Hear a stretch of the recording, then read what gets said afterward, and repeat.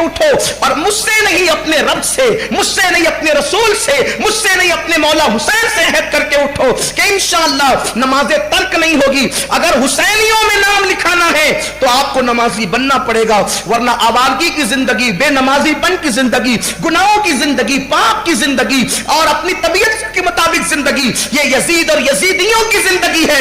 अगर जनाजा इस हाल में उठाना चाहते हो दुनिया से कि लोग तुम्हें हुसैनी कहे और लोग ही नहीं तुम्हें फरिश्ते भी हुसैनी कहे, तो तुम्हें मस्जिद की चौखट पकड़नी पड़ेगी। अल्लाह से ये वादा करना पड़ेगा कि आज से हम भी इंशाअल्लाह नमाजी बनेंगे, हम भी अपने चेहरों पे दाढ़ियां सजाएंगे, हम भी तिलावत के पाबंद बनेंगे। मौला पाक ने रात की मोहलत तलब की और फिर उसके बाद 9वीं का सूरज गुरूब हो गया और 10वीं का चांद तुलू हुआ।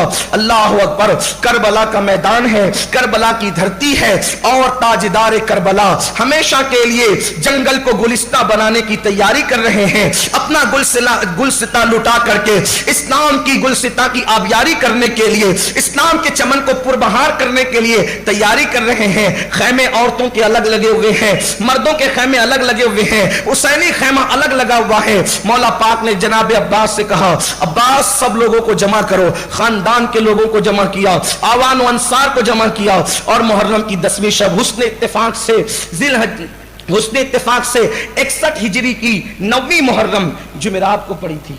आज भी जुमेरात है और शबे आशूर उस वक्त भी शबे जुमा थी, आज भी शबे जुमा है। यौम आशूर उस दिन भी यौम जुमा था और हमारे लिए भी इस साल भी जुमा का दिन है, आशूर का दिन। इमाम पाक ने ये शबे जुमा थी, 10वीं शब थी, अपने खैमे में सबको तलब किया। जब सब जमा हो गए, इमाम हुसैन ने सबके चेहरे देखे और सबके चेहरे देखकर उनमें कौन कौन था? इमाम अली मकाम के सौतेले भाई थे जिनकी तादाद 4 से ज्यादा थी। इमाम अली मकाम के चचाजाद भाई थे 3, हजरत अकील के फर्जंद मुस्लिम बिन अकील के भाई। इसी तरह मुस्लिम बिन अकील के 3 बेटे भी थे और मजीद इसी तरीके से इमाम हसन के 4 बेटे थे, इमाम हुसैन के अपने खुद के 3 बेटे थे और मजीद आवान व अंसार। हबीब बिन मुजाहिर, ये हबीब बिन मुजाहिर कौन है? मैं अभी उनकी शहादत पढ़ूंगा। ये बचपन से इमाम हुसैन के दोस्त थे। मेरे आका फरमाया करते थे, मेरे आका का फरमान है, हबीब मेरे हुसैन का हबीब है। हबीब, जब मैं उनके पास जाता हूं तो मुझे ये याद आता है, मेरे आका ने फरमाया हबीब मेरे हुसैन का हबीब है। और बिल्कुल कैसी दोस्ती निभाई हबीब बिन मुजाहिर ने। हबीब वाकई हबीब हो गए। इधर मौला हुसैन का मजार है, इधर सामने बिल्कुल हबीब इब्ने मुजाहिर का मजार है। गोया कि यारी निभाई जा रही। करबला बता रहा है यारी इसको कहते हैं, दोस्ती दारी इसको कहते हैं। अल्लाह अकबर। हबीब इब्ने मुजाहिर हैं, हजरत ज़हीर इब्नुल क़ैन है, इसी तरीके से मुस्लिम इब्ने औसजा असदी हैं। ये सहाबा लोग हैं और भी लोग हैं और भी आवान व अंसार हैं। अल्लाह अकबर। हजरत वहाब इब्ने अब्दुल्ला है, हजरत अब्दुल्ला इब्ने उमैर कल्बी है। इस तरीके से सब लोग हैं। मौला हुसैन पाक ने सबको जमा किया, जमा करके सबके चेहरे देखे और चेहरे देखने के बाद इमाम ने चिराग बुझा दिया। इमाम ने चिराग बुझा दिया। चिराग बुझाकर इमाम ने खुतबा दिया अपने सारे बेटों के, भतीजों के दरमियान और आवान व अंसार के दरमियान। देखो, ये लोग मेरी जान के प्यासे हैं, ये मुझे कत्ल करने के बाद किसी को ढूंढने वाले नहीं है। इनको मैं चाहिए, इन्हें जो तकलीफ है मुझसे, यजीद को, यजीदियों को जो तकलीफ है मुझसे, तुमसे कोई तकलीफ नहीं। वो मुझे शहीद कर देंगे, उसके बाद वो किसी को नहीं ढूंढेंगे। एक काम करो, मैं आज तुमसे कहता हूं तुम सब चले जाओ। लोग कहते हैं हुसैन ने क्यों नहीं, हुसैन का साथ किसी ने नहीं दिया। हुसैन पाक बुला नहीं रहे थे। मुश्किल वक्त में लोग किसी को बुलाते हैं, हुसैन पाक लोगों को भेज रहे थे, जाओ ये सिर्फ मेरा इम्तिहान है, तुम्हारा नहीं, तुम सब चले जाओ। मैं तुम सबको इजाजत देता हूं, कोई मैं तुमसे पकड़ नहीं करूंगा, कोई शिकवा नहीं करूंगा, कोई गिला नहीं करूंगा, तुम सब चले जाओ, जाओ आराम की जिंदगी गुजारो। ये मुझे शहीद करेंगे, इनके कलेजे ठंडे हो जाएंगे। और फिर फरमाया अपने आवान व अंसार से, तुम में हर एक आदमी मेरे अहले बैत में से, मेरे खानदान में से एक आदमी को साथ ले ले, एक एक सवारी ले ले और लेकर के आसपास के देहात में मुंतशिर हो जाओ। ये मुझे पाएंगे तो तुमको ढूंढने भी नहीं जाएंगे। इमाम पाक ये कहने के बाद कहते हैं तुम सब मेरी तरफ से इजाजत याफ्ता हो, यहाँ से चले जाओ। इमाम पाक ये कहकर बिल्कुल खामोश हो गए। चिराग बुझा हुआ था खैमे हुसैनी के अंदर। जब गुफ्तगू हो रही थी तो सन्नाटा था, लेकिन धीरे धीरे सिसकियों की आवाज बुलंद हुई और वो आवाज बुलंद होने लगी। इमाम पाक ने कुछ बहुत देर के बाद, जब देर गुजरी, आपने चिराग रोशन किया। चिराग रोशन किया तो जितने थे उनमें से कोई एक भी नहीं गया। इमाम के खैमे से उठकर, सबको पता है कल मर जाना है, کل شہید ہو جانا ہے. کربلا بتا رہا ہے سنیوں وفا اس کو کہتے ہیں, سچائی اس کو کہتے ہیں. صدا امام نے کہا تھا میرے ساتھی جیسے ساتھی کسی کے نہیں, میرے ساتھی بڑے وفادار ہیں میں جانتا ہوں. امام پاک نے لیکن چراغ بجانے کے بعد دیر کے بعد چراغ جلا, سب سسکیوں کی آواز تھی. فرمایا گئے نہیں. تو اس وقت سب سے پہلے غازی عباس اٹھ کے کھڑے ہوئے, مولا ہم آپ کو چھوڑ کے جائیں؟ اگر ہم آپ کو چھوڑ کے جائیں تو آپ کے پاس زندگی گزارنے کا مزہ کیا ہے؟ ہم اس زندگی پہ لعنت کرتے ہیں جو حسین کی بے وفائی کے ساتھ ہو. حسین آپ جانے کی بات کرتے ہیں, قیامت میں آپ کی امی کو منہ کیا دکھائے گی میری ماں, آپ کے نانا کو منہ کیا دکھاؤں گا میں کہ دشمن کے نرگے میں چھوڑ کے علی کا بیٹا بھاگ گیا تھا, کرار کا بیٹا فرار ہو گیا تھا. مولا جب تک جسم میں جان ہے آپ کے جوتے پر بھی دھول نہیں آ سکتی کربلا کی, ہم آپ کو چھوڑ کے کیا جائے. پھر جب حضرت غازی عباس نے کہا, پھر کوئی کہتا ہے ہم تو ان کی, ہمارا حال یہ ہوگا. حضرت حبیب ابن مظاہر نے کہا ایسے تیر چلاؤں گا کہ کمانیں ٹوٹ جائے گی, ایسی تلوار چلاؤں گا کہ تلوار ٹوٹ جائے گی. پھر دشمن مجھے ایسے قتل کرے گا کہ میرے ٹکڑے ٹکڑے کر دے گا, تاکہ میں بتاؤں کہ میں حسین کا کیسا غلام ہوں. اس طریقے سے اپنی اپنی جو ہے کہ گویا کے عقیدتیں پیش کرنے لگے. اس کے لیے ایک مزید درکار وقت درکار ہے تذکرہ کرنے کے لیے. اب مولا حسین نے کہا اللہ تم سب کو جزا دے. اہل بیت اپنی محبت کرنے والوں کو آزماتے ہیں. اہل بیت, حضرت امام زین العابدین کہتے تھے ہمارے یہاں جس کی محبت قبول ہو جاتی ہے ہم اس کو آزماتے ہیں. یعنی سب لوگ کھڑے نہیں اترتے, اہل بیت سے جو محبت کرے گا آزمایا جائے گا. امام مالک نے محبت کی, دونوں بازو توڑ دیے گئے, گدھے پہ بٹھا دیا گیا, منہ کالا کر دیا گیا, اور مدینے کی گلیوں میں آپ کو پھرایا گیا. کہا اہل بیت کی محبت کا انجام یہ کرو گے, اہل بیت سے محبت. امام مالک کا انجام یہ کیا. لیکن امام مالک تیری عظمت کو سلام, امام دار الہجرہ جب منہ کالا کر کے گدھے پہ بٹھایا گیا, بازو توڑ دیے گئے, اس وقت امام مالک کہتے تھے جو مجھے جانتا ہے وہ جانتا ہے کہ میں امام دار الہجرہ مالک ابن انس ہوں, جو نہیں جانتا وہ جان لے کہ مالک بن انس ہوں. گدھے پہ منہ کالا کرنے سے پہلے بھی اہل بیت سے جیسے محبت کرتا تھا, گدھے پہ بٹھا کے منہ کالا کرنے کے بعد بھی ایسے ہی محبت کروں گا, حتیٰ کہ یہ محبت میں اپنے کفن میں اپنے ساتھ قبر میں لے جاؤں. لوگ کیا سمجھتے ہیں منہ کالا کر کے ہم سے اہل بیت کی محبت چھین لیں گے؟ نا, حضرت امام مالک نے یہ کیا. اور اماموں کی زندگی پڑھے, حضرت سیدنا امام اعظم کو جیل میں ڈالا گیا اہل بیت کی محبت کے جرم میں. آپ کیا سمجھتے ہیں یہ بچوں, یہ شربت اور کھچڑے پہ محبت اہل بیت کی بات آپ کرتے نا. آپ کو ستایا جائے گا, آپ کو مارا جائے گا, آپ کو پیٹا جائے گا, آپ کو لوٹا جائے گا. جس کی محبت قبول ہو گئی اہل بیت کی محبت میں اس کو ستایا جائے گا. اگر نہیں ستائے جا رہے ہو سمجھو ابھی کچے ہو, جس دن ستائے جاؤ گے سمجھنا ابھی کچھ پختگی. اس لیے کہ جب مالک قبول کر لیتا ہے تو پھر برتنوں کو ٹھوک ٹھوک کر کے دیکھتا ہے. یہ بات ہے. حضرت امام حسین نے پہلے جانچا کہ یہ میرے اوان و انصار ہیں. لوگ یہ نہ سمجھے, لوگ یہ نہ کہیں کہ کوفہ کی حکومت کے چکر میں یہ 72 آ گئے تھے. کہا نا میں تو اجازت دے رہا تھا کہ کل مر جانا ہے, کوئی نہیں گیا. جب کوئی نہیں گیا تو پتہ ہے اب حسین نے اپنا اختیار بتایا. کتاب الحیات کے مصنف اپنی کتاب میں لکھتے ہیں جب کوئی اٹھ کر کے نہیں گیا تو حسین نے کہا ذرا اوپر دیکھو. حسین نے ان سب کو کہا ذرا اوپر دیکھو. جب اوپر دیکھا تو سب کا جنت میں جو محل اور ٹھکانہ تھا وہ نظر آنے لگا. نوجوانان جنت کے سردار نے کربلا سے جنت دکھائی, اور جو جنت کے جس محل میں جانے والا تھا اس کا نام جنت کے محل پہ لکھا ہوا تھا. مولا حسین نے پہلے امتحان لیا پھر جنت بتائی. جنت اتنی آسان ہے.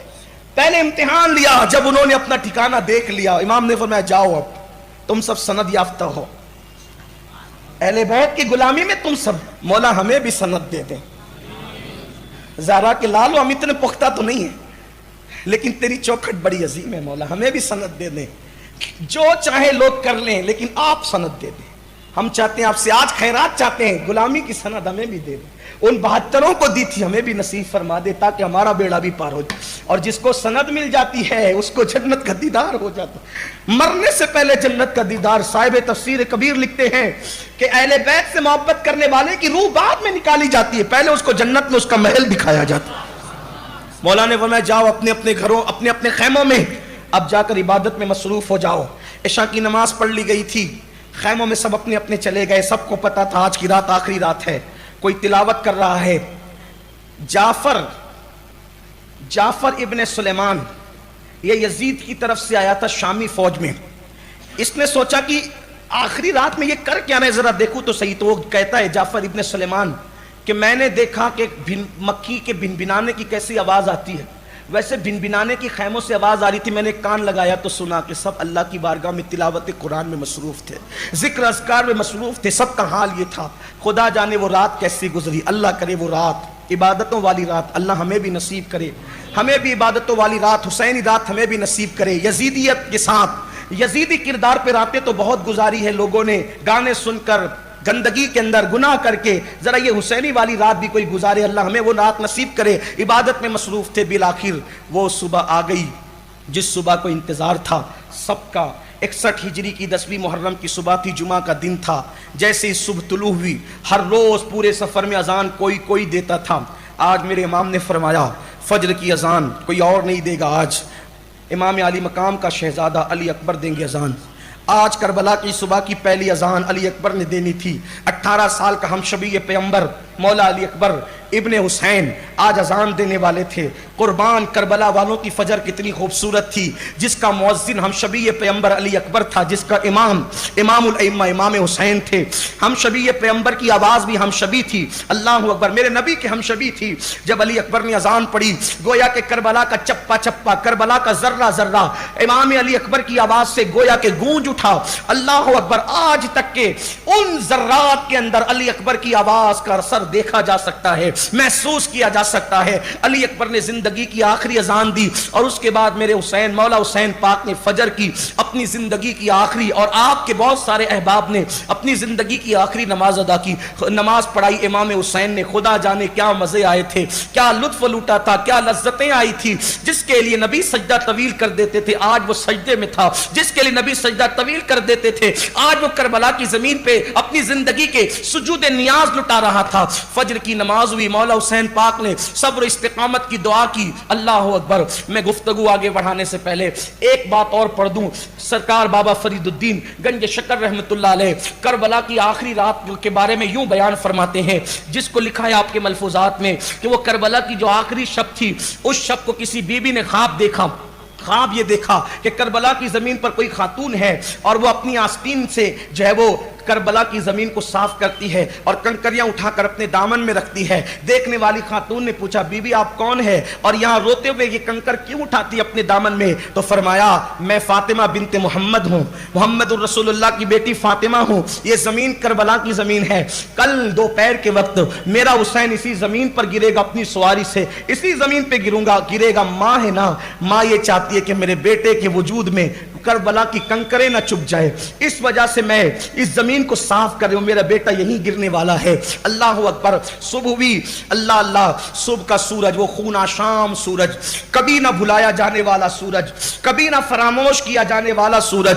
अल्लाह अकबर। वो सूरज 61 हिजरी का 10वीं मुहर्रम का मशरिक से तुलू हुआ। अल्लाह अकबर। और तुलू होने के बाद करबला के चप्पे चप्पे को उसने जब गरमाना शुरू किया, इधर जब करबला का चप्पा चप्पा सूरज की हरारत और तपिश से धीरे धीरे गर्म होने लगा, उधर जंग की तैयारियां होने लगी। मौला हुसैन पाक ने अपने सिपाह को अल्लाह अकबर तैयार कर लिया, सफों में लगा लिया।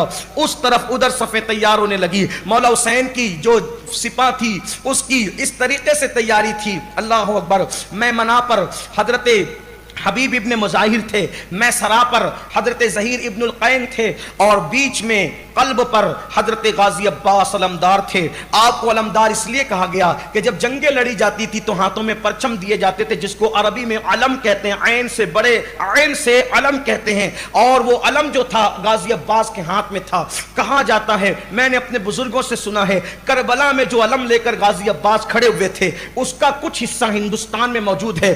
और अल्हम्दुलिल्लाह इस पे शुक्र के तौर पे कहता हूं, हमारे जिन सिलसिले के हम गुलाम हैं, जिस सिलसिले से हम वाबस्ता हैं, हमारे महरेरा मुतहरा के मोरी से आला हजरत दावतुस सुगरा सैयद मोहम्मद बिल गिरामी दावतुस सुगरा, जो ख्वाजा कुतुबुद्दीन बख्तियार काकी के मुरीद और खलीफा हैं, उनकी खानका में अभी भी वो अब्बास अलमदार के अलम का टुकड़ा मौजूद है, जो हर साल जो है वो हर साल उसको निकाला जाता है। और उस अलम की बरकतें ये है कि उस वक्त जो दुआएं की जाती है, मन्नतें मानी जाती है, अल्लाह ताला साल पूरा होने ہونے پر اس کو جو ہے وہ پورا فرما دیتا ہے، بلکہ بعض تو سال پورا ہونے پر بھی منتیں پوری ہو جاتی ہے۔ بلگرام شریف میں ابھی وہ علم موجود ہے۔ میری تمنا ہے کہ کاش کبھی ایک مرتبہ وہ عباس علمدار کا علم کا حصہ میں بھی اپنی آنکھوں سے دیکھوں، لیکن محرم شریف کی محفلوں کی مصروفیات ان تاریخوں میں وہاں پہنچنے نہیں دیتی۔ کاش ہماری نگاہوں سے ایک بار اس کا دیدار ہو جائے۔ ہم خوش نصیب ہے، پہلے تو وہ علم کا حصہ ہندوستان میں ہے، وہ کربلا والے علم کا حصہ ہندوستان میں ہے، اور پھر بڑی بات یہ ہے کہ جن خانقاہ سے ہم لوگ وابستہ ہیں، بلگرام شریف جو کہ ماریرا مطارہ اسی کے برانچ ہے، تو وہاں پر وہ موجود ہے۔ ہر سال وہ علم نکلتا ہے، اس کی تصویریں اگر آپ چاہیں تو آپ کو مل سکتی ہے، آپ جو ہے وہ دیکھ سکتے ہیں، میرے پاس موجود ہے۔ اس سال جو علم شریف نکلا تھا میں سوچا کہ میں وہاں پہنچ تو نہ سکا، لیکن کم از کم اس کی تصویر میں دیکھ لوں۔ اللہ اکبر، اگر آپ کو اللہ توفیق دے تو آپ وہ جا کر کے زیارت کر سکتے ہیں۔ وہ محرم شریف کے ایام میں اس کی 5 یا 7 محرم کو اس کی زیارت کرائی جاتی ہے، وہ علم نکلتا ہے۔ میرے آقا علیہ الصلوۃ والتسلیم کے پیارے دیوانوں، تو غازی کے ہاتھ میں علم دیا، اسی لیے آپ علمدار کہلائے۔ غازی عباس کو علمدار کہنے کی وجہ کیا تھی؟ آپ کے ہاتھ میں کربلا کا علم موجود تھا، امام علی مقام کا، اور آخری تک آپ نے اس کو سنبھال کر کے رکھا۔ پھر اس کے بعد اللہ اکبر، امام پاک نے سوچا جنگ شروع ہونے سے پہلے میں خطبہ دوں۔ امام پاک نے خطبہ پڑھا، آپ اونٹنی پر بیٹھے، اونٹنی پر بیٹھ کر کے آپ گئے، اور جانے کے بعد آپ نے فرمایا اتمام حجت کرنے آیا ہوں، جو نہیں جانتا وہ جان لے، میں حسین ابن علی ہوں، علی کا بیٹا حسین ہوں، میرا نسب، میں نبی کا نواسا ہوں، میں نے کسی پہ ظلم نہیں کیا، میں نے کبھی جھوٹ نہیں بولا، میں نے کسی کو قتل نہیں کیا۔ کیوں آئے ہو؟ میرے خون سے اپنے ہاتھوں کو رنگ کر کے قیامت تک کے لیے مجرم بننے کے لیے آئے ہو؟ میں اتمام حجت کرنا چاہتا ہوں، میرا خون نبی کا خون ہے، میری رگوں میں نبی کا خون ہے، اپنے ہاتھ کو رنگین نہ کرنا۔ اور آپ جانتے ہو میں نے کبھی جھوٹ نہیں بولا، تمہیں پتا ہے کہ میرے اور میرے بھائی کے لیے رسول اللہ نے فرمایا کہ حسن اور حسین جنتی جوانوں کے سردار ہیں۔ اگر تم کو میری بات پہ یقین نہیں آتا، ابو سعید خدری اب بھی زندہ ہیں، حیات ہیں، ابھی بھی ابو سعید خدری موجود ہے، ابھی بھی ابو سعید خدری موجود ہے، ان سے پوچھو۔ جابر ابن عبداللہ انصاری موجود ہے، ان سے پوچھو، ان لوگوں سے سوال کرو، یہ حضور کے صحابہ موجود ہیں، انہوں نے اپنے کانوں سے سنا۔ اور اگر تم اس بات کو یہ سمجھتے ہو کہ میں جھوٹ بول رہا ہوں، تو اتنا تو تمہیں پتہ ہی ہے کہ میں نبی کا نواسا ہوں، اس میں کوئی شک نہیں۔ مشرق سے لے کے مغرب تک پوری دنیا میں نبی کا نواسا کوئی موجود نہیں سوائے میرے ہاتھ، میرے خون سے اپنے ہاتھ کیوں رنگتی ہو؟ اور پھر میں خود نہیں آیا، تم نے خط لکھے، وہ لوگ سب موجود تھے جنہوں نے خطوط لکھے تھے، فلاں ابن فلاں تو نے خط نہیں لکھا تھا، فلاں ابن فلاں تو نے خط نہیں لکھا تھا، تم نے سب خط لکھے تھے، آپ نے کہا خط لا کر کے انڈیل دیے گئے، یہ خط تمہارے نہیں تھے۔ ان ظالموں نے کہا، چند ایک لوگ تھے خط نکلے والوں میں جو موجود نہیں تھے، ان سب نے کہا ہم نے کوئی خط نہیں لکھے تھے، ہم کوئی خط نہیں پہچانتے۔ یعنی دنیا جب لوگوں پہ چھا جائے تو اس طریقے سے آنکھوں پہ پٹی بن جائے۔ میں کبھی کبھی اکیلے میں سوچتا ہوں، سامنے امام حسین تھے، امام حسین کا چہرہ تھا، ان کے نسب میں کوئی کسی کو شک و شبہ بھی نہیں تھا، پھر بھی لوگ اتنے بدل گئے۔ رسول اللہ کے پردہ فرمانے کے صرف 50 سال میں لوگ اتنے بدل گئے۔ پتہ چلا دنیا، اقتدار کی ہوس، عزت کی لالچ، دولت کی لالچ انسان کو اندھا بہرا کر دیتے۔ بالآخر وہی ہوا، انہوں نے انکار کیا۔ خطبہ سن کر بیویاں رو پڑی، آہو فغاں کرنے لگی، آواز باہر آئی۔ امام نے غازی عباس سے اور مولا علی اکبر سے کہا جاؤ ان کو چپ کراؤ، خاموش کراؤ۔ آپ نے اپنی بات مکمل کی۔ انہوں نے کہا آپ کیا کہہ رہے ہیں، ہمیں کچھ سمجھ میں نہیں آتا۔ حضرت ظہیر ابن القائن نے فرمایا تم بدبخت ہو چکے، تمہاری آنکھوں پر دنیا کی محبت کی پٹی لگ چکی، تمہارے دلوں پر مہر لگ چکی، تم نہیں سمجھتے۔ حبیب ابن مظاہر نے فرمایا تم ہی تو لوگ تھے محبت کے دعوے دار، اب آل نبی کا خون تم بہاؤ گے۔ بہرحال باتیں اس طریقے کی ہوتی رہی۔ جب انہوں نے ایک نہ سنی، امام واپس لوٹ گئے۔ امام واپس لوٹے، حر آئے ابن سعد کے پاس، عمر بن سعد کے پاس کہا، حر نے کہا وہ کانپ رہے تھے، پورا کانپ رہے تھے، آپ پورا کانپ رہے تھے۔ کسی نے پوچھا حر تو 1000 لڑکے برابر سمجھا جاتا ہے، کسی جنگ میں تو نہ کانپا، یہاں کیوں کانپ رہا ہے؟ حر نے کہا میری آنکھوں سے میں دیکھ رہا ہوں کہ میں جنت اور جہنم کے بیچ میں کھڑا ہوں، جنت اور جہنم کے بیچ میں کھڑا ہوں، کدھر جاؤں لیکن میں جاؤں گا جنت میں۔ ابن سعد سے کہا ہم لڑیں گے؟ کہاں بالکل لڑیں گے، کم سے کم لڑنے کا معیار یہ ہوگا کہ ہاتھ کٹ کٹ کے گریں گے، گردنیں کٹ کٹ کے گریں گے، توف ہے تجھ پر۔ ایڑ لگائی، امام کے پاس آئے، امام کے پاس آئے، امام سے کہا امام یہاں تک لانے والا مجرم آپ کا میں ہوں، آپ کو یہاں تک لانے والا مجرم میں ہوں، جتنی غلطیاں سب میں نے کی، لیکن امام سخی ابن سخی ہو، اب میں سمجھ گیا کہ یہ غلط کر رہے ہیں، کیا آپ مجھے معاف کر سکتے؟ توجہ کریں جملوں کے انتخاب پر. آل نبی کی گفتگو کا معیار دیکھیں, نبی کی گود میں پرورش پانے والے کے جملوں کو سنیں. اور کہہ رہے تھے مولا آپ مجھے معاف کر سکتے ہیں؟ آپ نے یہ نہیں کہا کہ میں نے تجھے معاف کیا. معاف کیا گویا کہ یہ کسی کو نیچا دکھانا ہے نا, کسی معاف کرنے کے الفاظ بھی کہیں تو احساس ہوگا کہ مجھے میں معاف کیا گیا ہوں. امام نے فرمایا حر تو جہنم سے آزاد ہے. معاف کیے کے الفاظ نہیں کہے, حر تو جہنم سے آزاد ہے. تیری ماں نے تیرا نام رکھنے میں غلطی نہیں کی. دیکھو دیکھو باتوں میں کیسا نبھایا ہے. پہلے تو کہا تو جہنم سے آزاد ہے, پھر اس کی ماں کے متعلق کہا تھا نا کہ تیری ماں تجھ پہ روئے, اس کو نبھا کیسے رہے. تیری ماں نے تیرا نام رکھنے میں غلطی نہیں کی, تیرا نام حر رکھا, اور حر کا مطلب ہوتا ہے آزاد کے. جا تو دنیا کے غموں سے بھی آزاد ہے, تو جہنم سے بھی آزاد. اب حر کا ایک خطبہ دیا, حر کا خطبہ بھی لمبا چوڑا ہے, وہ ذکر نہیں کرتا. بہرحال پھر جنگ کا آغاز ہوا. جنگ کا آغاز ہوا تو عمر بن سعد نے سب سے پہلے یسار اور سالم, یسار غلام تھا زیاد کا, زیاد کا ذکر سن چکی آپ, اور سالم غلام تھا ابن زیاد کا. پہلے ان دونوں کو بھیجا, اور بھیجنے کے بعد اس نے تیر چلایا. عمر بن سعد نے کہا کہ گواہ رہنا, عبید اللہ ابن زیاد کے پاس گواہی دینا کہ جنگ میں سب سے پہلے تیر میں نے چلایا تھا, تاکہ وہ مجھے انعام دے. جنگ کا تیر چلا, سالم اور یسار دونوں آئے مقابلے میں. حضرت حبیب ابن مظاہر اور مسلم ابن اوسجا اسدی یہ دونوں میدان میں جانے لگے. امام نے فرمایا رکو ابھی تم نہ جاؤ. حضرت وہاب جانے لگے, ان کو بھی کہا تم نہ جاؤ. حضرت عبداللہ ابن عمیر کلبی ان کو کہا کہ تم جاؤ. عبداللہ ابن عمیر کلبی یہ کربلا کی شام سے پہلے آئے تھے, 9 محرم کی شام سے پہلے آئے تھے. کیسے آئے تھے؟ آپ کوفہ میں تھے, عبداللہ ابن عمیر کلبی کوفہ میں تھے. کوفہ میں تھے, انہوں نے دیکھا کہ ایک بہت بڑا لشکر جا رہا ہے, وہی لشکر جو لے کر کے چلے تھے, بڑا لشکر جا رہا ہے. آپ نے پوچھا یہ لشکر کہاں جا رہا ہے؟ سوچا اگر جہاد پہ جا رہا ہوگا تو مشرکین سے میں بھی شامل ہو جاؤں گا. تو کسی نے کہا یہ حسین ابن فاطمہ, حسین ابن فاطمہ کو ختم کرنے کے لیے جا رہے ہیں. کہاں نبی کے نواسوں کو, کہاں انہوں نے بغاوت کی, وہ باغی ہو گئے معاذ اللہ, ان کو ختم کرنے جا رہا ہے. انہوں نے اپنی بیوی سے کہا جس کا نام ام وہب تھا, ام وہب ہم بہت تمنا کرتے تھے کہ اللہ کی راہ میں جان دیں گے, یہ حسین سے لڑنے جا رہے ہیں, ہم امام علی مقام کی طرف سے لڑیں گے اور جان دے دیں گے. بیوی نے کہا اس سے اچھا سودا کیا ہے. تو یہ لوگ ادھر نکلے, یہ 7 محرم کو پہنچے, یہ تیاری کر کے 9 محرم کو حضرت عبداللہ ابن عمیر کلبی آئے, اور 10ویں محرم کو سب سے پہلے کربلا میں یہ مولا حسین نے ان کو اجازت دی. بیوی کے ساتھ آئے تھے. جب جانے لگے تو بیوی نے کہا مولا ان سے کہیں کہ میں نے حدیث میں سنا ہے کہ جو شہید ہوتا ہے وہ جنت میں جائے گا, اس کو حوریں ملے گی. ان سے کہنا کہ جب یہ جنت میں جائیں گے تو اکیلے نہیں جائیں گے, مجھے بھی ساتھ لے کر جائیں. مولا اس پہ آپ ضمانت دے, ضامن ہو جائیں, آپ ضمانت دے, اس پر آپ ضامن ہو جائیں کہ ہمیں جو ہے یہ جنت میں اپنے ساتھ لے کر کے جائیں. مولا پاک نے دعا دی, فرمایا یہ جنت میں اے عبداللہ ابن عمیر تم لے جانا جنت میں اس کو, ام وہب کو اپنے ساتھ. اور پھر اس کے بعد المختصر یہ کہ حضرت عبداللہ ابن عمیر کلبی رضی اللہ تبارک و تعالیٰ عنہ میدان میں گئے, اور پھر اس کے بعد جو ہیں وہ لڑائی ہوئی. آپ نے سالم کو ایک وار کے اندر 2 ٹکڑے کر دیے, یسار نے آپ کی انگلیوں کو کاٹ دیا, لیکن آپ نے اس کے بھی 2 ٹکڑے کر دیے. اور اس کے بعد پھر آپ لڑتے رہے, امام علی مقام کی غلامی کا حق ادا کرتے رہے. اور جب آپ لڑ رہے تھے تو آپ کی بیوی ام وہب کے اندر بھی ایک پاور آ گیا, اور انہوں نے بھی جب ایک چوب لی اور وہ لڑنے کے لیے گئی, آپ نے کٹے ہوئے ہاتھ سے اشارہ کیا جا ادھر جا, عورتوں پر فرض نہیں ہے کہ وہ قتال کرے.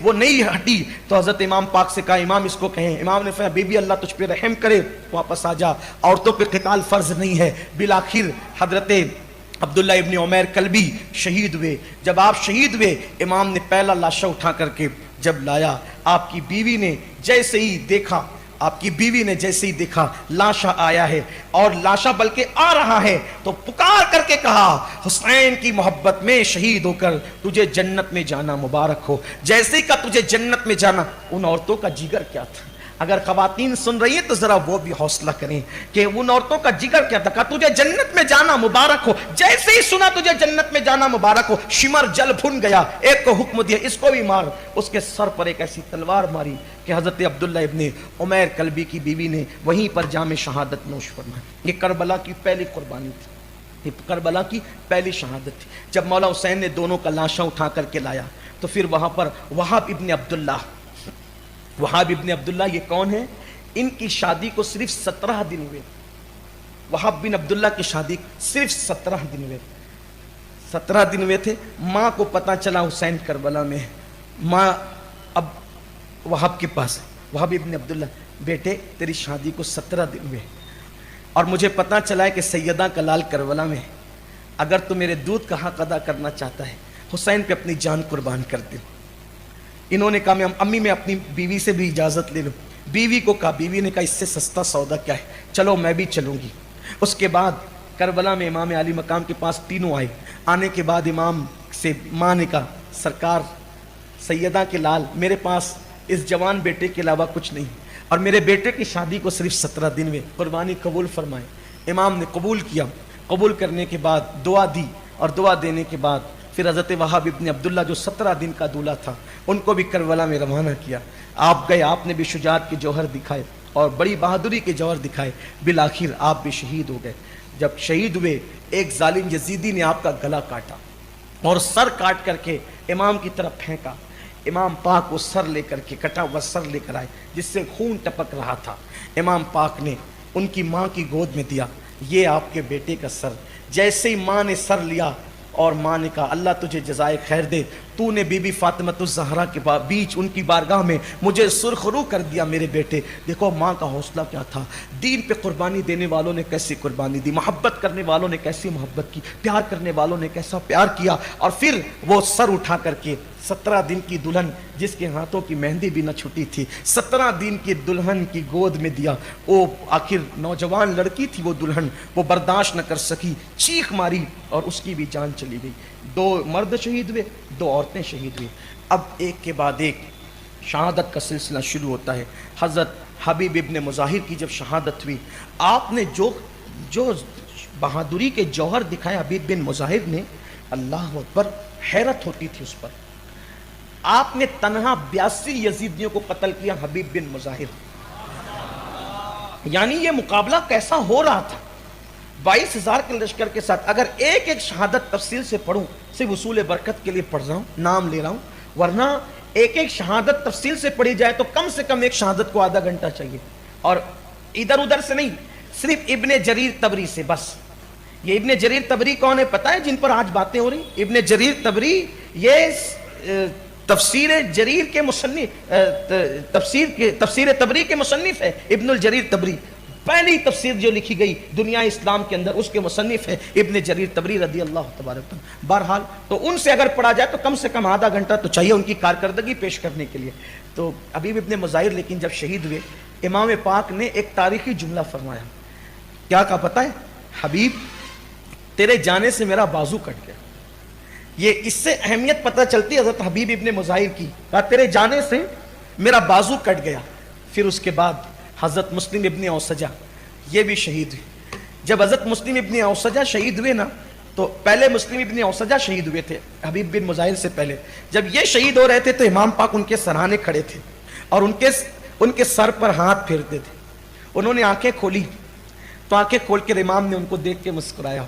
मुस्लिम इब्ने औसजा ने आखिरी में इमाम अली मकाम को देखा तो हज़रत हबीब इब्ने मुज़ाहिर भी खड़े थे। हबीब इब्ने मुज़ाहिर कहते हैं, हाय मुस्लिम तुम दुनिया से जा रहे हो और दोस्त का हक ये है कि मैं उससे कहूँ कि आखिरी वसीयत करो, लेकिन चूंकि मैं खुद भी अब थोड़ी देर के बाद ही तुम्हारे पीछे आने वाला हूँ, काश अगर मैं जीता तो तुमसे कहता कि वसीयत करो ताकि तुम्हारी वसीयत पर मैं अमल करता। तो हज़रत मुस्लिम इब्ने औसजा ने क्या कहा पता है? दुनिया से जा रहे हैं, बच्चों की फिक्र नहीं, घर की फिक्र नहीं, बेवा होने वाली की फिक्र नहीं।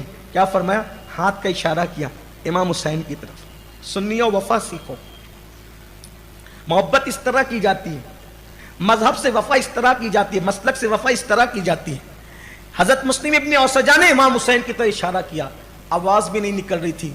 का वसीयत करूंगा बस, लेकिन इतनी इन पे अपनी जान कुर्बान कर देना। یہی وصیت، اس کے سوا کوئی وصیت نہیں. وہ شہید ہوئے، حضرت حبیب شہید ہوئے، اس طریقے سے حضرت حر شہید ہوئے. یہ شہادتوں کا سلسلہ چلتا رہا جب تک کہ ایک ایک آوان و انصار میں سے رہا. امام کے کسی گھر والے کو میدان میں جانے نہیں دیا گیا سوائے حضرت مولا علی کے ایک صاحبزادے کی. وہ اس لیے گئے تھے کہ جس وقت حر گئے تھے تو کچھ معاملہ ایسا ہو گیا تھا کہ ان کو جانے کی ضرورت پڑی اور وہ بھی شہید ہو گئے. اب اس کے بعد ایک ایک آوان و انصار جب سب شہید ہو گئے، اب بنو ہاشم کے جوان بچے.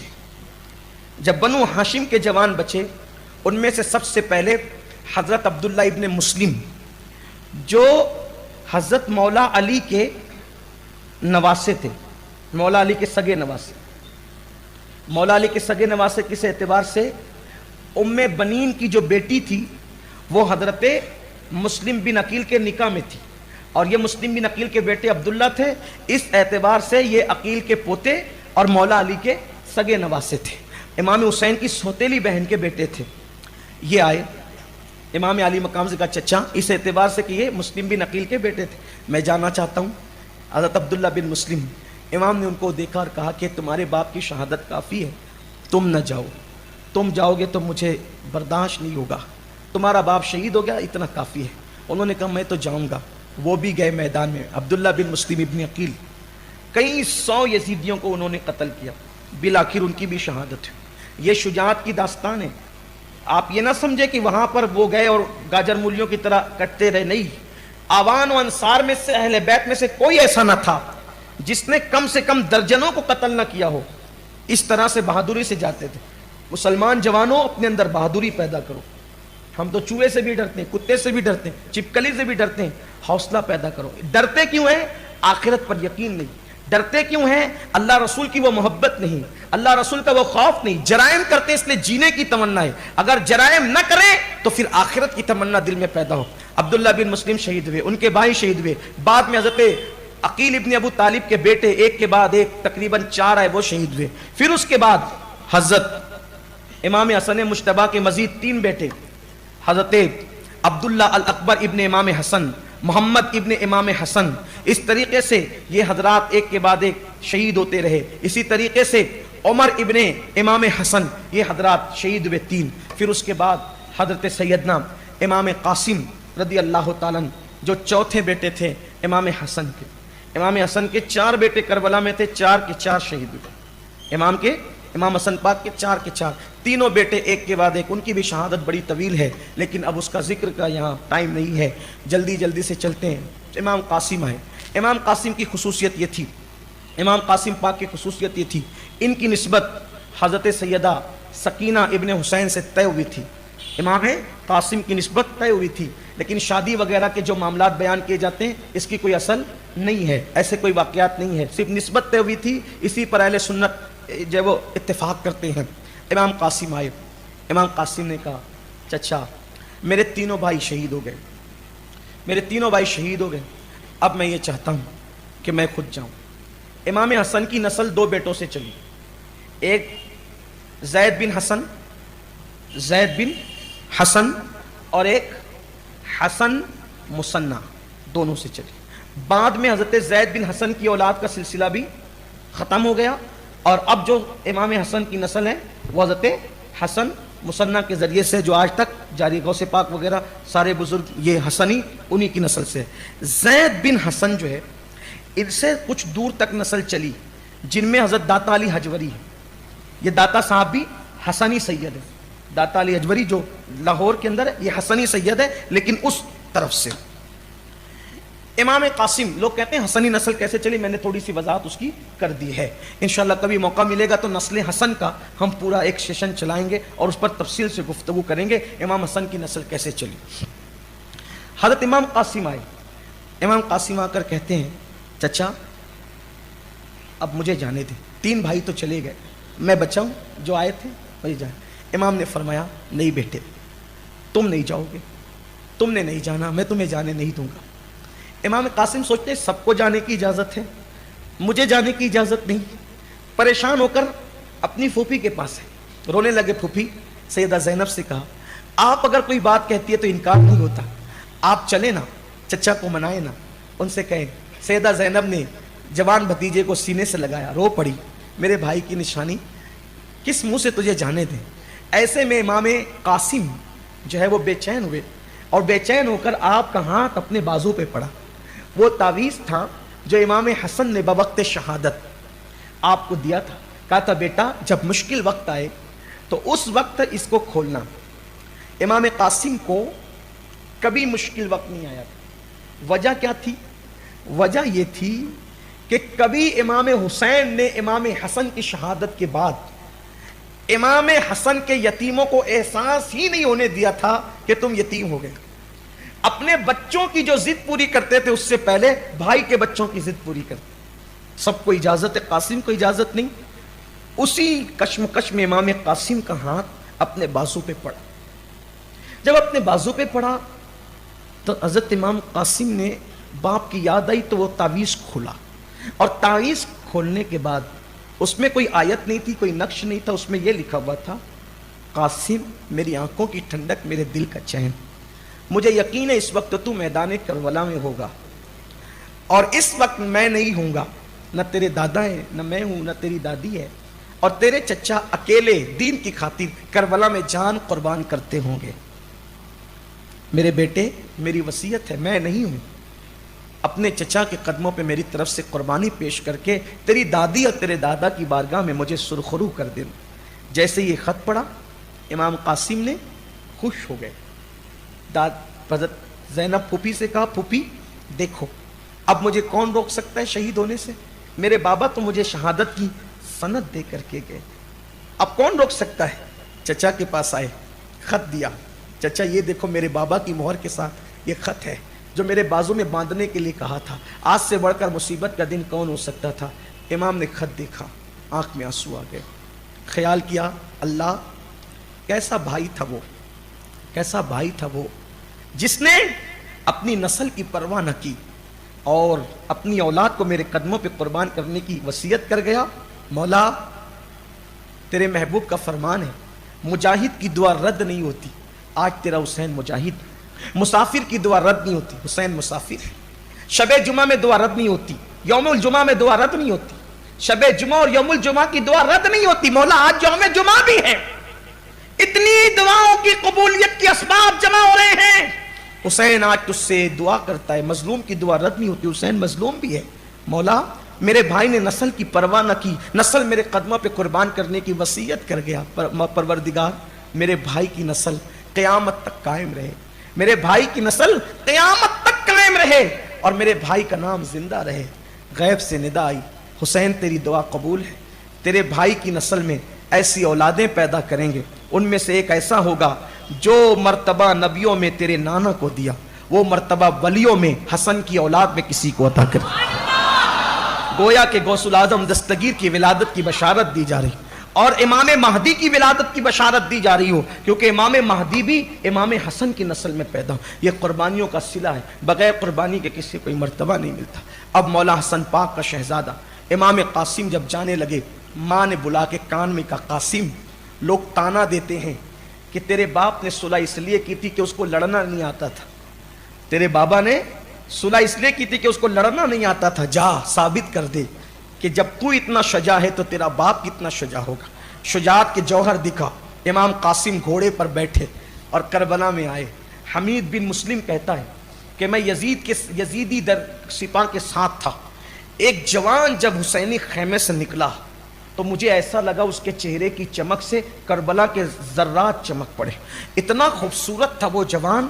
ایزار پہنے، حمید بن مسلم کہتا ہے ایزار پہنے ہوئے تھا اور کرتا پہنے ہوئے تھا، امامہ باندھے ہوئے تھا اور جوتے پہنے ہوئے تھا، اور اس کے جوتے کا الٹے پیر کے جوتے کا ایک تسمہ ٹوٹا ہوا تھا۔ حمید بن مسلم کہتا ہے اس کے بائیں پیر کے جوتے کا تسمہ ٹوٹا ہوا تھا اور وہ ایزار اور کرتے پر تھا، امامہ باندھا ہوا تھا، اتنا خوبصورت لگتا تھا، ایسا لگتا تھا جیسے چاند نکل آیا ہو، اتنا حسین تھا۔ اس سے امام قاسم کی خوبصورتی پتہ چلتی ہے۔ امام قاسم جب آئے میدان میں تو تلوار لہرا رہے تھے اور کہتے تھے بھیجو کس کو بھیجتے ہو۔ ابن سعد نے کہا ارزق نامی پہلوان سے، کوفے کا ارزق نامی پہلوان جو اس زمانے کے 10,000 درہم ایک مہینے کی تنخواہ لیتا تھا، وہ اتنا بڑا پہلوان تھا، ارزق اس کا نام تھا۔ ابن سعد نے کہا جا تو مقابلہ کر۔ اس نے گھمنڈ اور غرور سے کہا اس بچے سے میں مقابلہ کروں گا؟ میں بچوں سے مقابلہ نہیں کرتا۔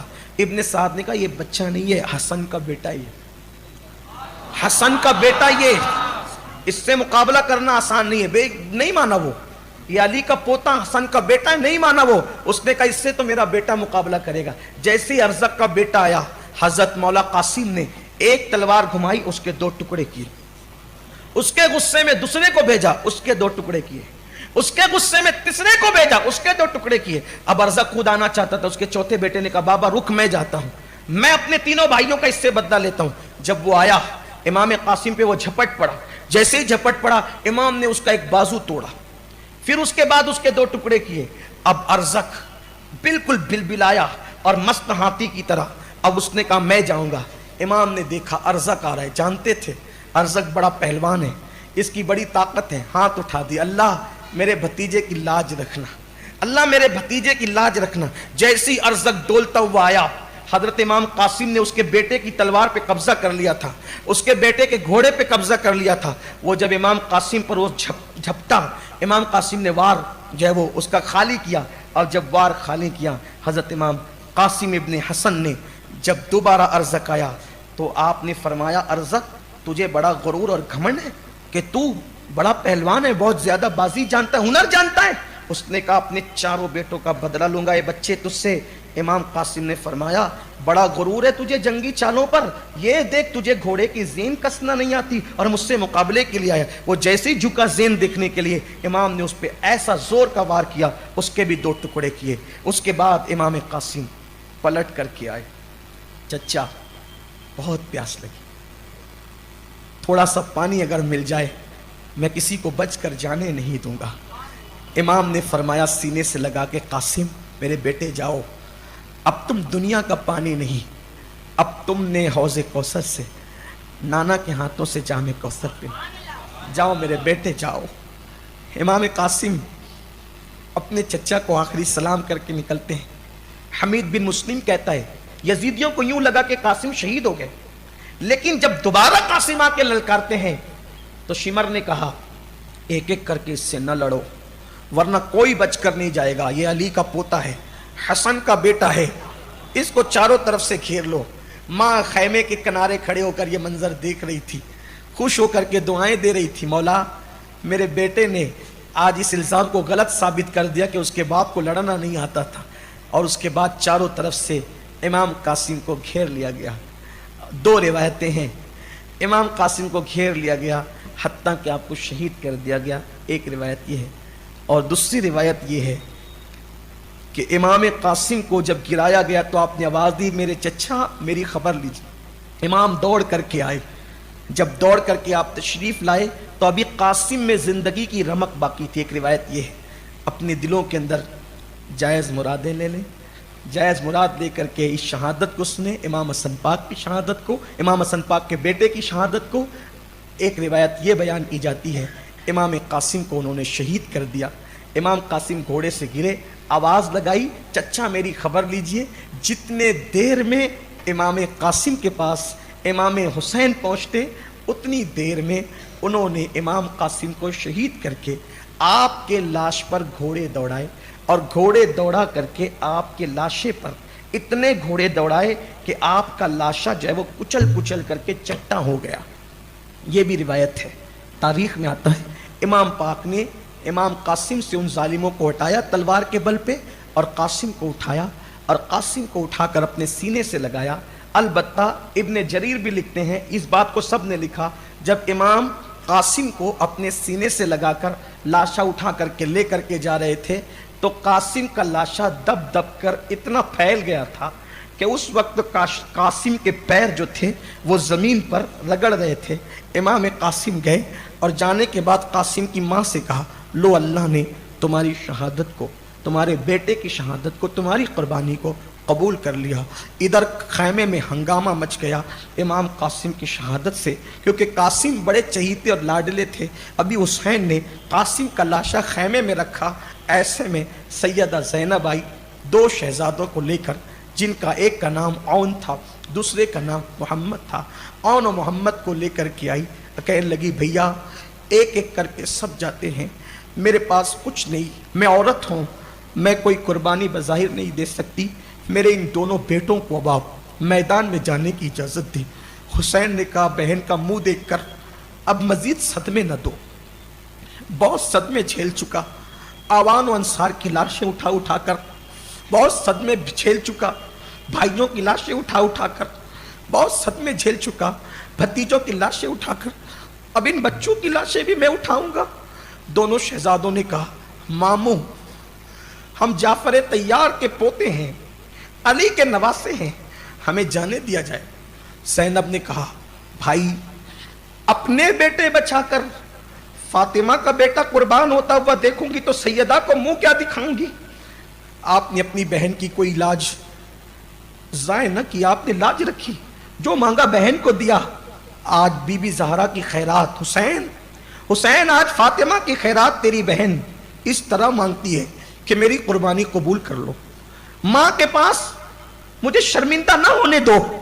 جب حسین نے ماں کا نام سنا، دونوں بھانجوں کو دیکھا اور پھر کہا جاؤ اللہ تمہیں اللہ کی امان میں دیتا ہوں، اپنے نانا نانی کے پاس پہنچو اور جنت کے مزے لوٹو۔ دونوں شہزادے جب جا رہے تھے، مورخ نے بہت خوبصورت بات لکھی ہے، زینب جب بیٹوں کو بھیج رہی تھی کربلا میں تو وہ اس وقت علی کی بیٹی ہی تھی، اس وقت وہ علی کی بیٹی تھی، شیر خدا کی بیٹی تھی، شیر خدا کی بیٹی کی حیثیت سے دونوں بچوں کو بھیجا۔ اور جب بچے جنگ کر رہے تھے تو خیمے کے کنارے کھڑے ہو کر کے دیکھ رہی تھی، دعائیں دے رہی تھی۔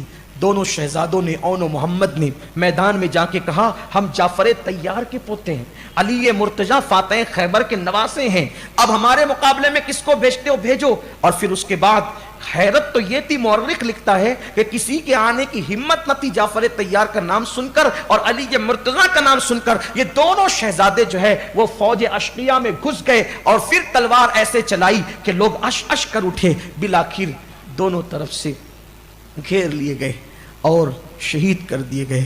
آواز آئی حسین اپنے بھانجوں کی لاشوں کو لے جا۔ امام نے دونوں بھانجوں کی لاشوں اٹھایا اور اٹھا کر کے لایا تو کپڑے خون میں لت پت تھے، سر کٹے ہوئے تھے۔ امام پاک نے جب بھانجوں کی لاشوں کو اٹھایا، ایک ہاتھ میں امام کا ایک بھانجا تھا، غازی عباس کے ہاتھ میں امام کا دوسرا بھانجا تھا، امام لا رہے تھے۔ زینب خیمے کے دروازے پر کھڑی تھی، جیسے ہی بھائی نے لاشا لایا، زینب لو تمہاری قربانی اللہ نے قبول کر لی۔ جس وقت زینب نے اپنے بچوں کو بھیجا تھا وہ علی کی بیٹی تھی، لیکن جب اپنے بیٹوں کے لاشوں کو خون میں لت پت دیکھا اس وقت وہ صرف ماں تھی، ماں۔ اب ماں کا پہلو، ماں کا انداز تھا۔ زینب پچھاڑے کھا کر کے لپٹ گئی لاشوں سے اور رونے لگی۔ حسین نے بہن کو صبر کی تلقین کی۔ ابھی لاشیں اون و محمد لا کر کے رکھا تھا کہ اتنے میں غازی عباس کو لپٹ گئی سکینہ، باب الحوائج غازی عباس کو لپٹ گئی سکینہ۔ چچا دیکھتے نہیں علی اصغر بے ہوش ہوتا ہے، کبھی مٹھی باندھتا ہے کبھی مٹھی کھولتا ہے، کبھی پیروں کو پھیلاتا ہے کبھی پیروں کو سمیٹتا ہے۔ چچا آپ نے ہماری ہر بات مانی، چچا آج آپ کی بھتیجی کو پانی چاہیے، چچا آپ پانی لا کر پلائیں۔ مولا حسین کے یہ منظر دیکھا، غازی عباس نے مشکیزہ اٹھایا، کندھوں پہ ڈالا، غازی کا ہاتھ پکڑا، میرے غازی کہاں جا رہے ہو؟ پانی لانے۔ سکینہ نے پانی کا مطالبہ کیا ہے، آپ نے فرمایا نہیں تم مت جاؤ، عباس تیرے جانے سے میری کمر ٹوٹ جائے گی، تو میرا علمدار ہے، تو میری ہمت ہے، تو میرا حوصلہ ہے میرے بھائی، میں تجھے نہیں جانے دوں۔ مولا میری بچی نے پانی مانگا ہے، مجھے آپ جانے دے، میں ابھی پانی لے کر آؤں گا۔ کندھے پہ مشکیزہ ڈالا اور فرات کی طرف چلے۔ یہاں تھوڑی دیر میں غازی کا کچھ تذکرہ کروں، اس امید پر غازی کی شہادت پڑھنے سے پہلے ان کا کچھ تذکرہ کر لوں تاکہ پتہ چلے یہ عباس کون، ہم سنی عباس کو اتنا کیوں چاہتے ہیں۔ اس کی وجہ یہ ہے کہ جس وقت سرکار نظمی نے بھی اپنی کتاب میں لکھا، جس وقت بی بی زہرا پاک دنیا سے جا رہی تھی تو دنیا سے جاتے ہوئے आपने मौला अली को वसीयत की थी, अली मेरे बाद तुम दूसरा निकाह तो करोगे, मेरे बाद तुम दूसरा निकाह करोगे। मौलाए कायनात ने सोचा कि दुनिया से जा रही हूँ, कई किताबों का इतने मजमुआ निचोड़ कर पेश कर रहा हूँ, जो जहाँ है वहाँ दिलों में जायज़ मुरादे लें। बाबुल हवाइज का जिक्र हो रहा है, दुआ करें, हज़ार दुआओं की दुआएं ये, तमन्नाओं की तमन्ना ये, अल्लाह क़यामत तक हमारी नस्लों को नबी और आले नबी का वफादार रखे और जन्नत में उन्हीं के पड़ोस में अल्लाह हमें ठिकाना अता फरमाए। आपने कहा था कि आप निकाह तो करोगे ना, आपने सोचा दुनिया से जा रही क्या दिल दुखाऊं, चुप थे, कहा निकाह करोगे ना, करना ज़रूर करना, लेकिन मेरी एक गुजारिश है, ऐसी बहादुर घराने की औरत से निकाह करना कि जिसकी बहादुरी पूरे अरब में मशहूर। मेरे मौला ने कहा था आखिर बहादुर घराने से क्यों निकाह करने की बात करती हो, तो कहा कि अगर बहादुर घराने की औरत से निकाह करोगे तो उससे तुम्हें बहादुर बेटे पैदा होंगे और वो बहादुर बेटे करबला में मेरे हुसैन के काम आएंगे। और बीबी ज़हरा ने दुनिया से जाते जाते दुआ की थी दुनिया से, अल्लाह मेरे बाद अली जब किसी औरत से निकाह करे उसे बहादुर बेटे देना ताकि वो करबला में मेरे हुसैन के काम आए। फिर मौलाए कायनात ने अपने भाई अकील इब्न अबू तालिब से कहा था कि तुम नसब के मामले में बड़ी महारत रखते हो, ये बताओ अरब में सबसे ज़्यादा बहादुर घराना कौन है, तो कहा कि हिजाम का घराना बड़ा बहादुर है, उसकी बेटी से निकाह कर लो। इत्तेफाक से उस खातून का नाम भी फातिमा था। अल्लाह अकबर। जब ये निकाह में आई फातिमा बिनते हिजाम, फातिमा बिनते हिजाम ये हज़रत अब्बास की माँ है, जब निकाह में आई तो पहली रात को कहा था अली मेरा नाम भी फातिमा है, हुसैन और हसन की माँ का नाम भी फातिमा है, मुझे कभी फातिमा कह के न पुकारना, मुझे कभी फातिमा कह के मत पुकारना। जब तुम फातिमा कहोगे हसन हुसैन और ज़ैनब कुलसूम को अपनी फौत शुदा माँ याद आएगी, उनको यतीमी का एहसास होगा, यतीमी का एहसास, इसलिए मुझे फातिमा मत कहना, किसी दूसरे नाम से पुकारना। तो सैयदा फातिमा की दुआ का ख्याल करते हुए मौलाए कायनात ने कहा था फिर हम तुम्हें उम्मुल बनीन कहा करेंगे, यानी बेटों की माँ, ताकि तुम्हें अल्लाह बेटे ही बेटे अता करे। और फिर अल्लाह ने उनको लगातार 4 बेटे दिए थे, जिसमें से गाजी अब्बास थे। अब्बास सैयदा पाक की दुआओं के नतीजे में पैदा हुए थे और अब्बास खास, 3 भाई तो और भी थे, वो भी बड़े आशिक थे इमाम हुसैन के, लेकिन अब्बास ज़्यादा आशिक थे। हज़रत अब्बास की विलादत का जिक्र यूँ किया जाता है, इमाम हुसैन 5 शाबान को पैदा हुए और अब्बास गाजी 4 शाबान को पैदा हुए। और फिर जब गाजी पैदा हुए अब्बास, ख़ास सुन लें आप, शायद ये साल भर बयान नहीं होता, गाजी अब्बास जब पैदा हुए अपने बाबा की सुन्नत पर अमल करते हुए आंखें बंद करके पैदा हुए थे अब्बास। गाजी अब्बास आंखें बंद करके पैदा हुए थे। मौलाए कायनात ने गोद में लिया, आंखें नहीं खोली। इमाम हसन ने गोद में लिया, आंखें नहीं खोली। जब इमाम हुसैन ने गोद में लिया, अब्बास ने आंखें खोली। गोया के पहली मर्तबा अब्बास ने दुनिया में आके सबसे पहले जिसका चेहरा देखा वो चेहरा था इमाम हुसैन का चेहरा। अभी आगे शहादत पढ़ूंगा तो ये भी पता चलेगा, पहले जिसका चेहरा देखा वो हुसैन थे और आखिरी में जिसका चेहरा देखा वो भी हुसैन। बहुत प्यार था दोनों भाइयों में, बहुत प्यार था। इमाम बल्कि उम्मुल बनीन ने इमाम हुसैन के हवाले कर दिया था, तुम ही इसको पालो, इसकी परवरिश तुम ही करो। बहुत खूबसूरत थे, इतने खूबसूरत थे कि उनकी खूबसूरती को देख करके अरब वाले उनको कमरे बनु हाशिम कहते थे, खानदान बनु हाशिम का चांद। इतने खूबसूरत थे, इतने हसीन थे। और हसीन होने के साथ साथ इनकी खुसूसियत थी, ऊंचा कद था, बड़ा चौड़ा जिस्म था। अगर घोड़े की जीन ना हो और पैर नीचे रखें तो घोड़े पे बैठकर इनके पैर जमीन को रगड़ते थे। इतना ऊंचा कद अल्लाह ने दिया था, इतनी शान, खूबसूरती वो, हुस्न वो, जमाल वो। और फिर मदीने में जब तक रहे, मदीने तैयबा में, तो गरीबों को ढूंढ ढूंढ के मदद करते थे, यतीमों की परवरिश, बेवाओं का ख्याल करना, यानी कि जो घर में आया उसको जो हाथ में आया उठा के दे। बड़े सखी थे, इसलिए लोग उनको बाबुल हवाइज कहते थे, हाजतों के पूरा होने का दरवाजा। यानी अगर किसी को कोई मुसाफिर आए, कोई मुसाफिर वो कहे मैं परेशान हूं, लोग कहते थे अब्बास के यहाँ चले जाओ तुम्हारी मुराद पूरी हो जाएगी। यानी वो किसी को खाली लौटाते नहीं थे। और आज भी उनके मजार की ये शान है, आज भी उनके मजार की ये शान है, उनके मजार पे जो चला जाए, जो मुराद मांगे अल्लाह उसको अता करे। बाबुल हवाइज। और उनका जिक्र मैं कर रहा था। ये थे अब्बास। आपने मशकीज़ा कंधे पे रखा और मशकीज़ा कंधे पे रख करके आप जो है इमाम अली मकाम को देखते हैं और निकलते हैं।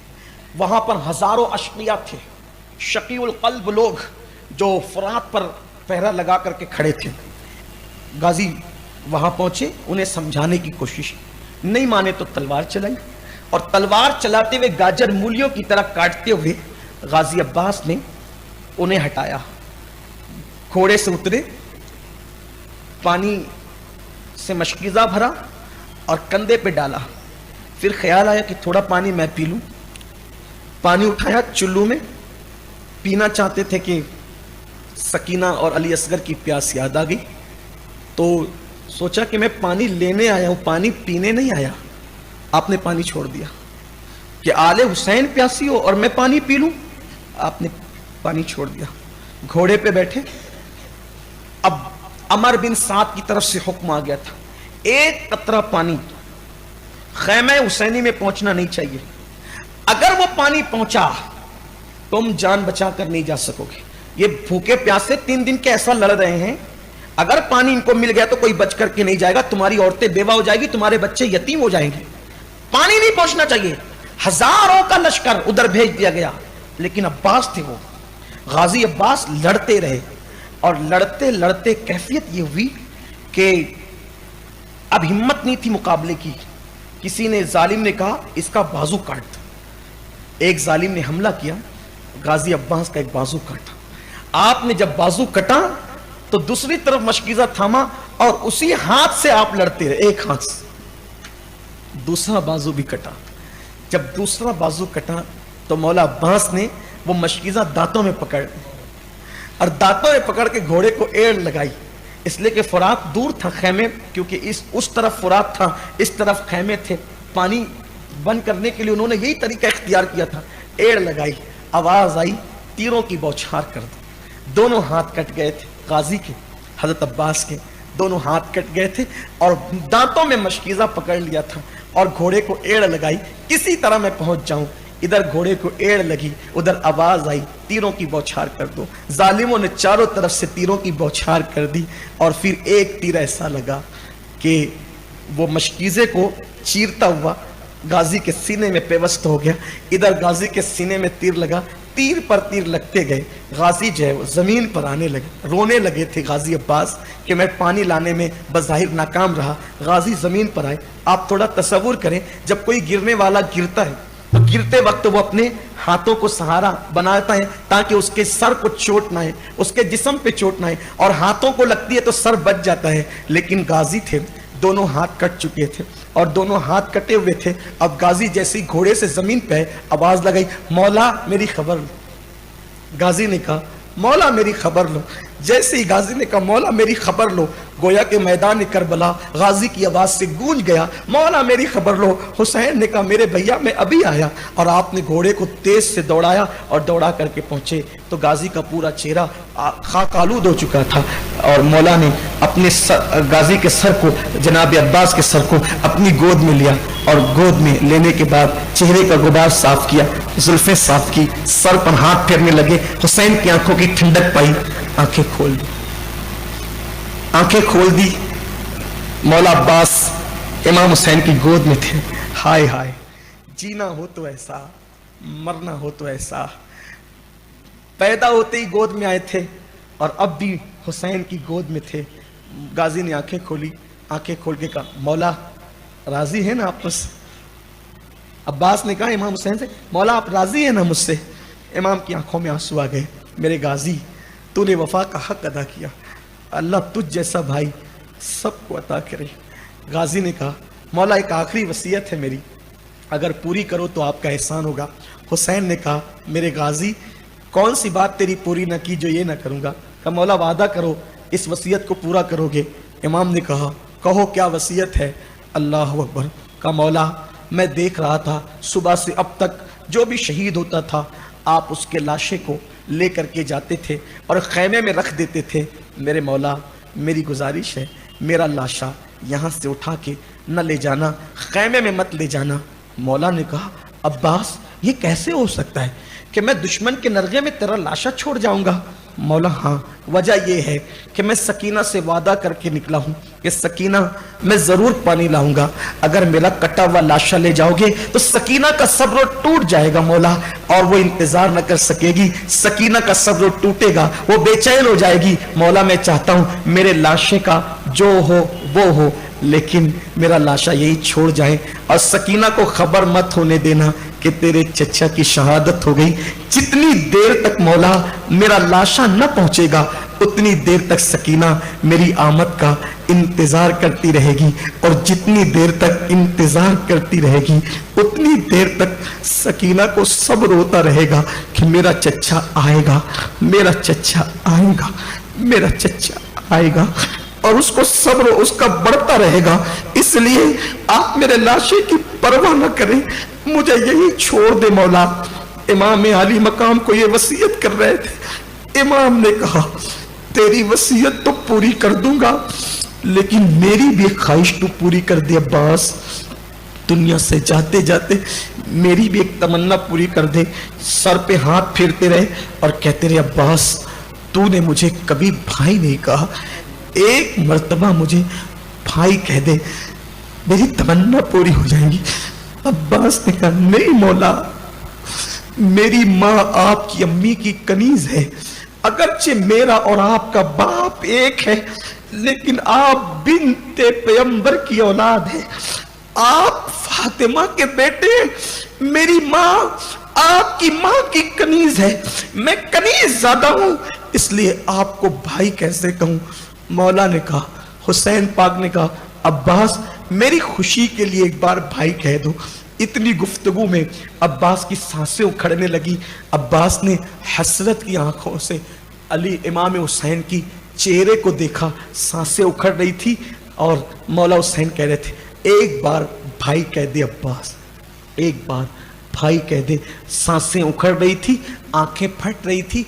इमाम अली मकाम का चेहरा देखा और उखड़ती हुई सांसों से, उखड़ती हुई सांसों से हल्की सी आवाज में कहा भैया, हल्की सी आवाज में।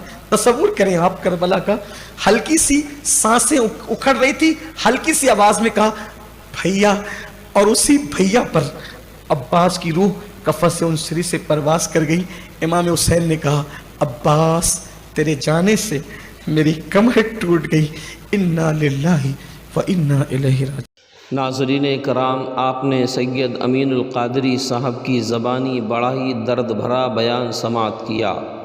करबला की वो आखिरी रात कि जिस रात में हज़रत इमाम हुसैन और आपके साथियों ने खूब जी भर के इबादत की।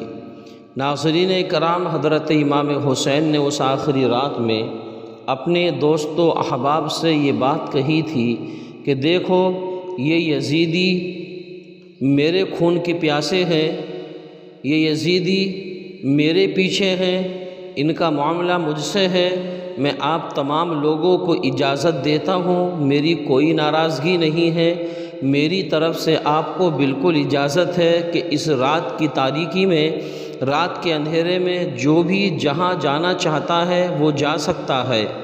नाज़रीन कराम, तमाम दोस्त व अहबाब ने जवाब दिया हम आपको छोड़ कर के बिल्कुल नहीं जाएंगे। कल क़यामत में आक़ा करीम सल्लल्लाहु ताला अलैहि वसल्लम को हम क्या मुँह दिखाएंगे। हमारे आक़ा ने पूछ लिया कि जिस वक़्त मेरे हुसैन पर मुसीबत आई थी तो तुम लोग मेरे हुसैन का साथ छोड़ कर के चले गए थे। नाज़रीन कराम, तमाम दोस्तों अहबाब ने एक ज़बान होकर के कहा कि हम ज़िंदगी की आखिरी सांस तक आपके साथ रहेंगे। वो ज़िंदगी की आखिरी रात थी, वो करबला की आखिरी रात थी। नाज़रीन कराम, सुबह को होती है मैदान करबला में क़यामत सुग़रा। इसी तरह के और इस्लामी बयानात और वाक़यात सुनने के लिए आप चैनल को सब्सक्राइब करें, बेल आइकन को दबाएं ताकि अगले आने वाली वीडियो का नोटिफिकेशन तुरंत आपके पास पहुंच जाए। नाज़रीन कराम, मैदान करबला में यजीदी और यजीदियत حضرت امام حسین اور آپ کے جانثاروں کو شہید کرنے کے بعد میں یہ سوچ رہے تھے کہ ہم نے بہت ہی بڑا نام کا کام کر لیا ہے، ہم نے بہت بڑی جنگ فتح کر لی ہے، لیکن مشیت الہی آواز دے رہی تھی کہ دور حیات آئے گا، قاتل قضا کے بعد ہے ابتدا ہماری، تیری انتہا کے بعد قتل حسین اصل میں مرگ یزید ہے، اسلام زندہ ہوتا ہے ہر کربلا کے بعد۔